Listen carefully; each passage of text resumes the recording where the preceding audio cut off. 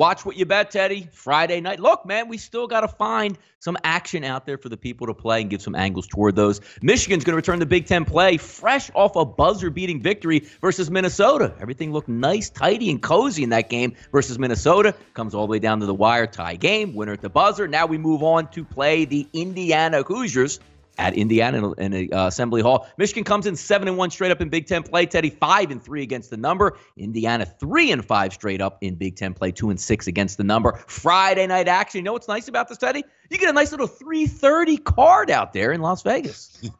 Yeah, nice and early. So if you have to work till 5, you're screwed. You better make this bet during lunchtime.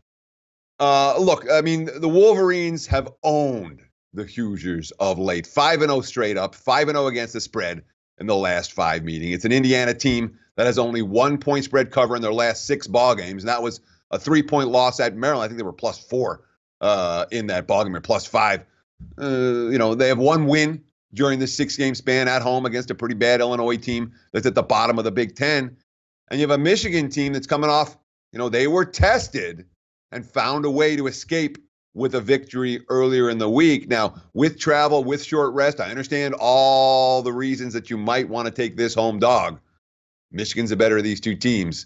And it's not a game that I love by any stretch of the imagination, but I do expect the Wolverines to take care of business. Unfortunately, so does everybody else. Michigan is clearly a popular public choice tonight. Kawhi coming back to the state of Texas, Teddy, this time versus the Rockets. And how's James Harden going to follow up that garden party of 61? Will he be tired? Looks like we saw Chris Paul maybe coming back for tonight, but that has since been ruled out since taping today. So Chris Paul will not be playing tonight. Raptors come in a -3 favorite. Opened up offshore, Teddy, right around that 1.5 number. Maybe seeing if Chris Paul might come back, might not come back. That line has obviously moved and in the direction of maybe even possibly going higher as well. It'll be interesting to see where that closes. Toronto 15-10 straight up on the road this year. 11-13-1. Rockets 17-7 straight up at home. They are coming in here as dogs. So if you're saying, hey, I'm just going to look at the Rockets as a season number, 17-7 looks pretty good just to win. Keep in mind, they are 14-9-1, so they are cashing to the spread as well. Rockets, Raptors down in Houston tonight, Teddy. Will the experiment continue with James Harden doing it all, and will it work for a victory tonight? Well, when you're going up against Kawhi Leonard, you can't expect these type of numbers, and I'm confident that we're going to see Nick Nurse ensure that Kawhi Leonard is guarding James Harden for extended stretches this evening. I mean, Harden, 3 50-point games over his last 5. He's averaging 52.2 points a game over the last 5 contests. He just became the first player since Shaq in March of 2000 to post 60 points and 15 rebounds in the same game. But as you mentioned, the money coming for Toronto, Chris Paul, there were thoughts that he might be able to suit up tonight. He will not go this evening. Obviously, Clint Capella isn't there for Houston right now, although, Fareed, I'm telling you, Fareed's going to make a difference for that team. But they're facing a Raptors team that's coming in off a loss at Indiana. Kawhi was out. Anunoby was out. Both those guys expected to play tonight. They've been pretty darn good at bouncing back off a loss this season. And even in that game at Indiana, without Leonard, without Anunoby, they still almost rally back from 15 points down in the fourth. It's a deep team.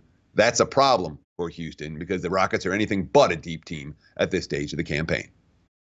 Yeah, all short numbers also opened up, Teddy. 228.5, showing 229s there on the total. We wanted to save at least, Teddy, 10 seconds here to talk about our next game coming up on Sunday. The AFC NFC Pro Bowl in the NFL. Breaking it down, good luck. My always question is how many players will actually get tackled to the ground in this game as opposed to the final score? And if we're looking at any indicators, offshore, Vegas, wherever you want, most of these lines are set at a pick 'em over under about 55.5, and for good reason, Teddy.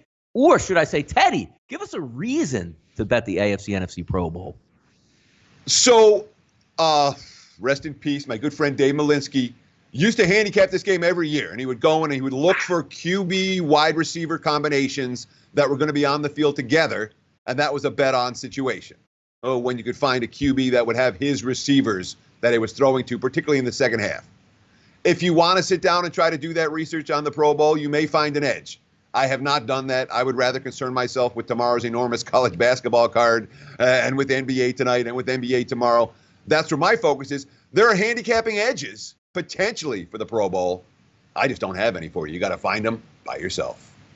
My goodness. Yep. And good luck if you're live betting this game as well on your 5 edges. Good luck to you. We're all gamblers at heart. So if that's what you spend your Sunday doing, go ahead and get at it.